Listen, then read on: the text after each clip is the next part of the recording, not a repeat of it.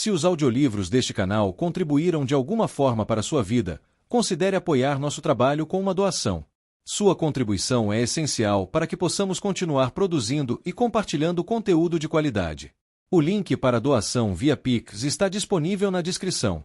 Obrigado. Capítulo 35. A dor de esperar. Aeson estava no topo de uma pequena colina, de braços cruzados, olhando para o pequeno acampamento onde viviam havia mais de 3 semanas. Estava aninhado ao lado de um bosque de árvores mortas e uma alta formação rochosa, com um sulco profundo na terra seca perto da extremidade norte, onde outrora correrá um rio. 3 semanas se passaram e não tiveram notícias dos parentes de Baldon do outro lado das terras queimadas. Nada que pudesse dizer a Aeson se Eric e Kalen estavam vivos ou mortos. Todas as manhãs ele acordava em um suor frio, apesar do calor sufocante que emanava das terras queimadas. Pesadelos o atormentavam, sonhos distorcidos de coisas sombrias. Todas as noites ele via seus filhos morrerem. Eric no deserto, enlouquecido pelo toque de Efialtir, despedaçado por Valeris. Dalen na ponta de uma lâmina de Loria ou enviado aos salões de Achiron pelo veneno da mão enquanto ele dormia. Ao longo dos últimos 4 séculos, Aeson fez tantos inimigos quanto amigos. Se ele morresse perseguindo Eric pelas terras queimadas, Dalen ficaria sozinho para enfrentar as sementes que Aeson havia semeado. E era provável que ele também morresse se tentasse. Chegaria um momento em que Aeson simplesmente não poderia mais esperar por Eric. Naia, meu amor, por favor, me guie. Seja minha bússola. Aeson fechou os olhos enquanto a brisa morna e salpicada de areia roçava sua pele. Ele imaginou o rosto de Naia em sua mente. Seus olhos, castanhos com reflexos verdes e dourados. Aqueles olhos haviam contido mais amor do que Aeson sentirá em centenas de anos. Eles o viam tudo o que ele havia esquecido sobre quem ele era e quem precisava ser. Aquele nariz, o jeito como se enrugava quando ela sorria. Aqueles lábios que se apertavam quando ela sabia que ele estava aprontando alguma coisa. As imagens se transformaram em sensações enquanto Aeson se lembrava do toque suave da bochecha de Naia contra seus dedos, da sensação de seus cabelos enquanto ele os acariciava. Mas, acima de tudo, ele se lembrava de como eles ficavam acordados até altas horas da madrugada, apenas conversando. Ele teria escutado o doce som de sua voz até que os rios secassem, as montanhas desmoronassem e as rodas do tempo parassem de girar. Ela sempre fora mais inteligente do que Aeson jamais poderia ter sonhado ser, sempre mais rápida para compreender, sempre a primeira a enxergar o caminho a seguir. Além disso, cada palavra que Naia dizia fazia sentido. Ela entendia o mundo, e falar sobre ele lhe trazia muita alegria. Muitas vezes, ela o teria convencido do seu ponto de vista em 5 minutos, mas ele a deixava argumentar por horas só para ver a paixão em seus olhos. Um sorriso suave surgiu em seus lábios. Aeson abriu os olhos enquanto uma lágrima rolava por sua bochecha. Ele poderia ter enchido um oceano de lágrimas e ainda assim não teria tido tempo suficiente para lamentar a morte de seu coração. A morte de seu coração após a fragmentação de sua alma. Naia e Liara. Tudo o que lhe restava para prendê-lo ao plano mortal eram Eric, Dalen e a necessidade visceral de despedaçar as pessoas que destruíram seu mundo. Aeson lançou mais uma olhada nas terras queimadas. De onde estava, podia ver além da crista que marcava o início do deserto árido, um oceano de areia interrompido por trechos de rocha e cidades em ruínas, obliteradas pela magia de sangue de Fanny Morten, reduzidas a vestígios de um tempo remoto. Aeson tentará adentrar o deserto apenas uma vez antes, quase 400 anos atrás. Ele e Teren levaram um grupo para explorar Yunnain, para ver se havia algo nas ruínas da cidade que pudesse lhes dar esperança. Não haviam percorrido mais do que alguns quilômetros quando um mago chamado Goran Frek tropeçou e bateu a cabeça em uma rocha. O grupo decidiu descansar em uma caverna enquanto os ferimentos de Goran eram tratados. Haviam passado semanas a cavalo, percorrendo as terras de Loria, de Gopas a Copestile, e nenhum deles se opôs à oportunidade de descansar por alguns dias. Agora que olhava para trás, podia ver os sinais da loucura se instalando, os ânimos exaltados onde não havia necessidade, os olhares de soslaio, a raiva fervilhante. No 4º dia, o próprio Goran, um homem que Aeson considerava um amigo próximo, havia degolado 3 homens enquanto dormiam, murmurando sobre traição e serpentes rastejantes enquanto fazia. Aeson segurou Goran enquanto ele morria, depois de cravar uma faca em seu coração. Ele conseguia se lembrar agora, dos sussurros em sua mente, da sensação oleosa que percorria seu corpo, o sangue em suas mãos. 15 almas haviam entrado no deserto. Apenas 3 sobreviveram, ele, Teren e Alia Drekken. Mesmo isso só foi possível porque Teren conseguiu manter sua consciência por um pouco mais de tempo que os outros. Se tivessem ido mais longe nas Terras Queimadas, não haveria esperança de encontrarem o caminho de volta. Aeson não tinha certeza de que tipo de magia havia criado a ilusão na borda das Terras Queimadas que as fazia parecer infinitas, mas quando finalmente atravessaram a ilusão e se ajoelharam em solo firme, os sussurros em sua mente estavam muito mais perto de convencê-lo a tirar a própria vida do que ele jamais admitiria. Aeson inspirou profundamente, o ar quente e seco enchendo seus pulmões, e expirou lentamente, deixando suas memórias se dissiparem. Desceu a encosta da crista onde estivera, os dedos doloridos pela escalada. Teria simplesmente saltado e amortecido o impacto com fios de ar, mas sua capacidade de tocar a centelha estava ainda mais instável ultimamente do que antes. Ao chegar ao fundo, seus dedos e palmas estavam cobertos por uma mistura de sangue úmido e seco, onde a rocha reabrira os cortes que sofrerá subindo nos dias anteriores. Não se importava com a ardência, a dor era um lembrete de que ainda estava vivo. Viu alguma novidade hoje? Perguntou Teren, com um tom zombeteiro na voz. Os elfos não eram conhecidos pelo seu senso de humor, pelo menos não entre os humanos, e Teren, mesmo depois de séculos, não era muito diferente. Mas o elfo possuía um humor seco e sarcástico que só se revelava com o tempo.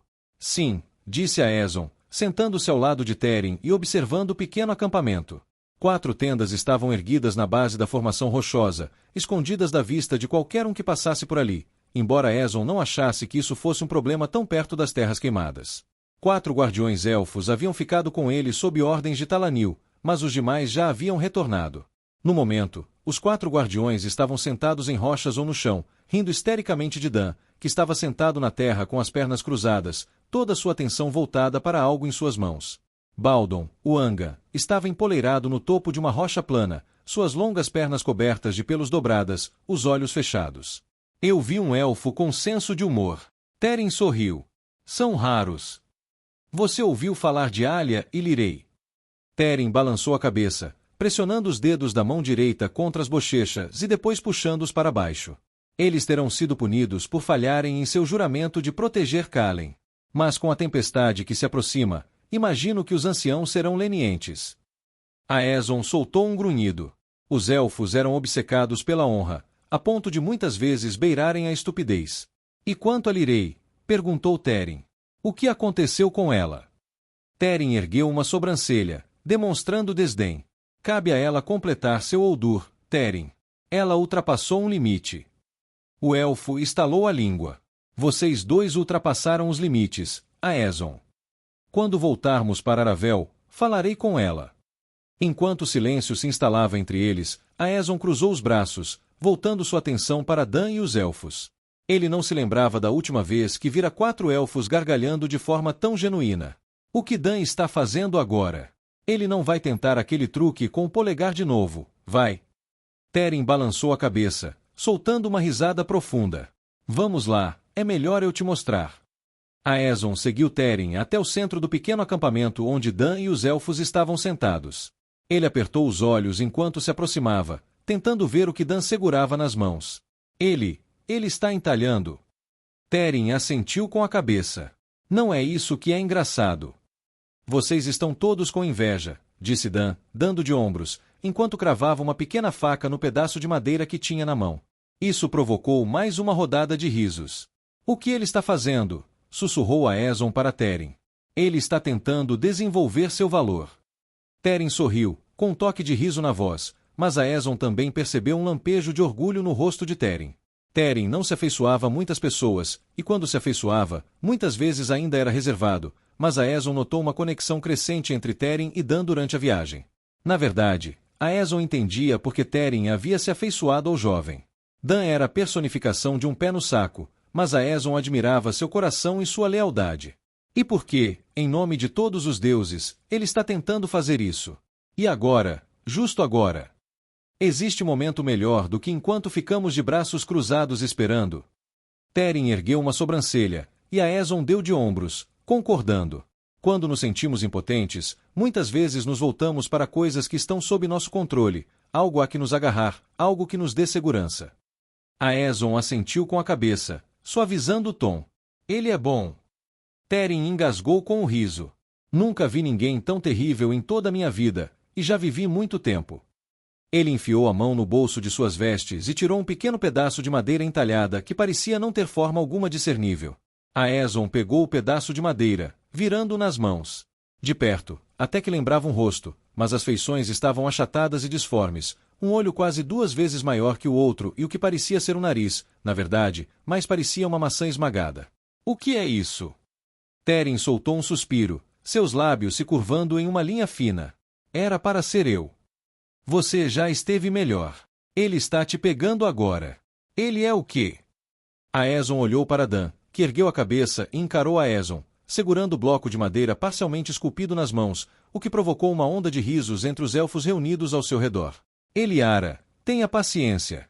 Vou pendurá-lo pelos tornozelos. Ele encontra luz nos lugares mais escuros, disse Teren, com uma expressão sombria enquanto olhava para Dan, que havia voltado a esculpir a madeira. É uma qualidade especial. Ele brinca e ri, mas está perdido, Aeson. Ele não viu mais do que 20 verões. Está a milhares de quilômetros de casa, e aqueles mais próximos a ele estão além de sua salvação. Dê um desconto para ele. Ele está tentando. Conforme a noite caía, Dan estava deitado com a cabeça apoiada na mochila, que ele havia colocado sobre uma pedra baixa e plana, com um cobertor sobre as pernas. Por mais antinatural que fosse o calor durante o dia, à noite o ar era tão frio quanto qualquer outro que ele conhecera na clareira. Os outros sentaram-se ao redor dele, reunidos junto à fogueira. Langin, Thrain e Alira estavam sentados à esquerda de Dan, aconchegados jogando um estranho jogo com dados de 12 lados, enquanto outro Ranger elfo que havia ficado com eles, Ilvin, vigiava o topo da colina próxima, caso algum viajante os encontrasse ou os outros retornassem das terras queimadas. Teren e Aeson estavam sentados do outro lado da fogueira, absortos em uma conversa profunda, a luz das chamas dançando em seus rostos. Normalmente, a curiosidade de Dan o teria impulsionado a querer ouvir sobre o que eles conversavam, mas naquele momento ele não se importava. Não importava se estavam falando de guerra, rebelião, traição ou seu tipo de queijo favorito. Nada disso fazia diferença. Tudo o que importava era Kalen e Riste. Dan não tinha certeza de como deveria se sentir, triste, com raiva, sozinho. Quando Riste foi levado de volta para Camille meses atrás, Dan tinha certeza de que o encontrariam novamente. Tudo o que Aeson dissera fazia sentido. Se Riste realmente conseguia usar magia, ou tocar a centelha, como os outros chamavam, certamente o Império não teria matado. Riste estava vivo. Ele simplesmente sabia disso. Mas Dan sempre pensou que ele e Kalen iriam juntos, porque era isso que eles faziam, ficavam juntos. Desde pequenos, os três eram inseparáveis. Kalen era o coração, Riste o cérebro e Dan o idiota que eles protegiam. Eles eram seus irmãos, os únicos que ele já teve. Mas agora, não só estava sozinho, como também impotente. Tudo o que podia fazer era ficar sentado esperando. Ele se sentou e levou a mão ao bolso, tirando o bloco de madeira que estava esculpindo, girando-o entre as mãos. Seu valor. É costume élfico que qualquer elfo que deseje empunhar um instrumento feito para tirar vidas também deva aprender a criar. Palavras de Teren quando Dan o encontrou desenhando. Dan passou o polegar pela madeira áspera, a luz da fogueira projetando sombras que tremeluziam sobre os detalhes da madeira. Ele se lembrou de estar sentado na carroça quase 1 ano atrás, com as mãos cobertas de sangue, o sangue do primeiro homem que ele matara.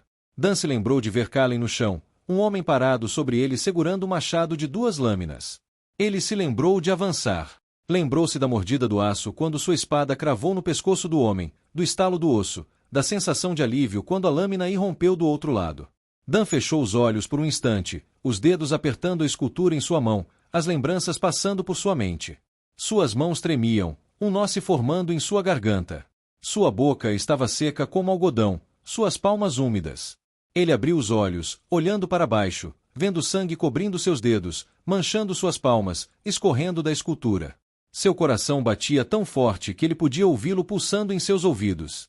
Apertando o punho em volta da escultura uma última vez, ele a jogou no fogo, observando as chamas a engolirem por inteiro, algumas faíscas subindo na noite. Ele olhou para baixo. Não havia sangue em suas mãos, pelo menos não fisicamente. Não consigo limpar essa mancha esculpindo um pedaço de madeira. A respiração de Dan tremia enquanto ele inspirava e expirava lentamente. Era uma merda mesmo. Vocês humanos são criaturas estranhas, Dan Surearte. Dan não tinha ouvido Baldon se aproximar. O Angan surgiu da escuridão da noite, a luz da fogueira brilhando em seus olhos âmbar, e graciosamente sentou-se ao lado de Dan, dobrando suas longas e esguias pernas sob si. Não importava quanto tempo Dan passasse perto de Baldon, ele ainda não conseguia se acostumar com a aparência do Anga. Ele era quase humano, exceto que não era.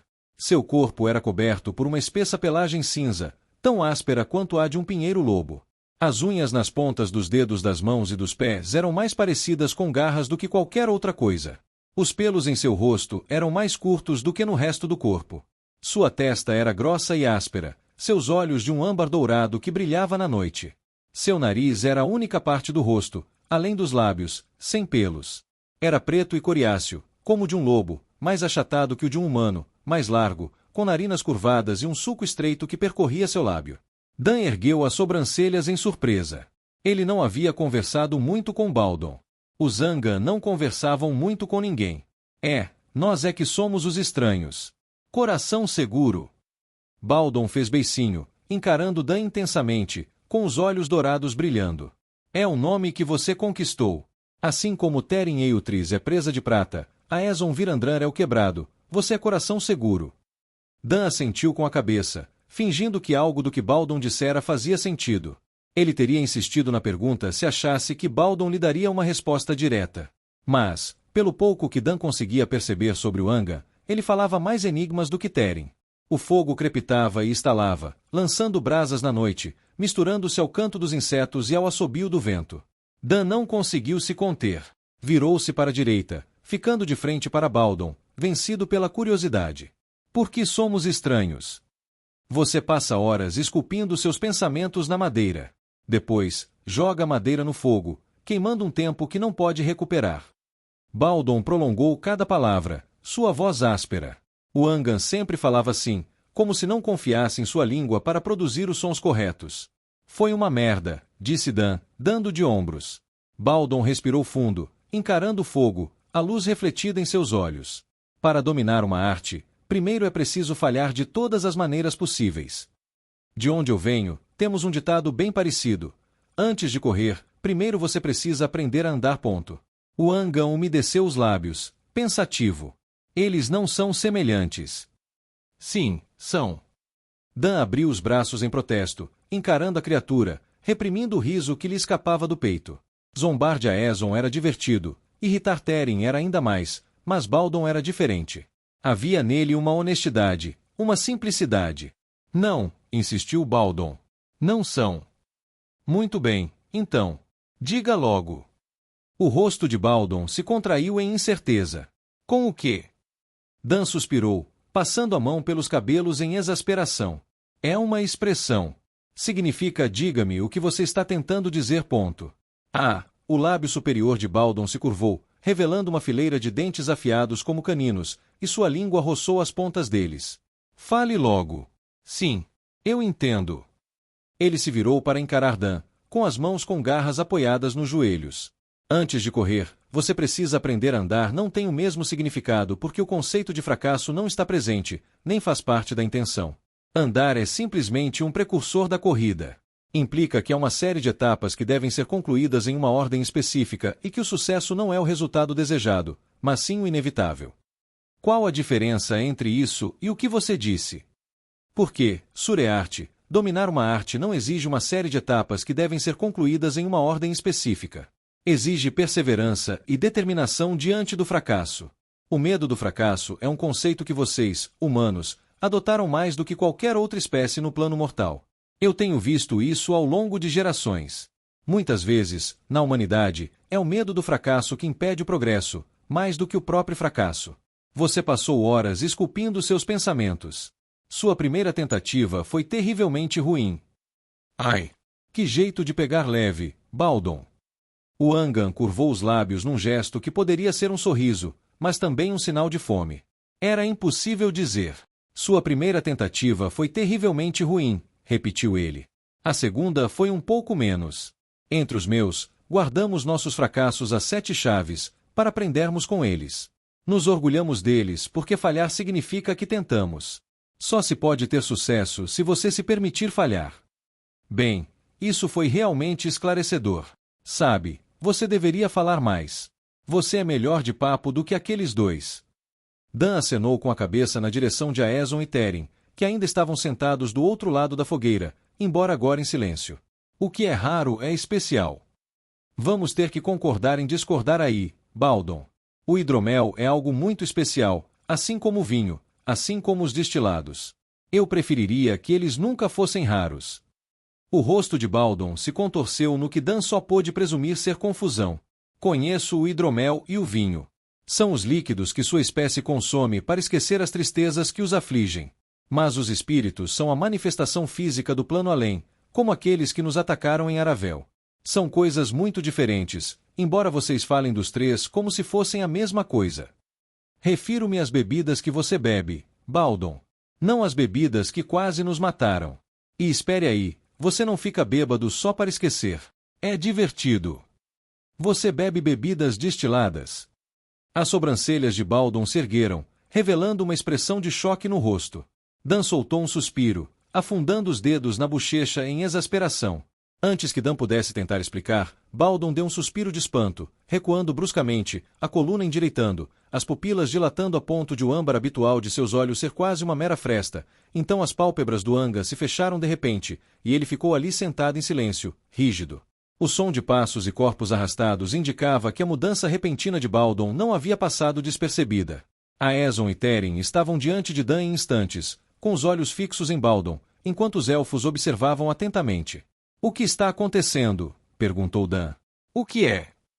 Essa HHH, sibilou Aeson. Calhe a boca, Dan, pela primeira vez na sua vida. Bem, murmurou Dan, isso foi um pouco duro. A irritação de Dan desapareceu quando os olhos de Baldon se abriram novamente, brilhando em dourado. O filho do quebrador de correntes emergiu das terras queimadas.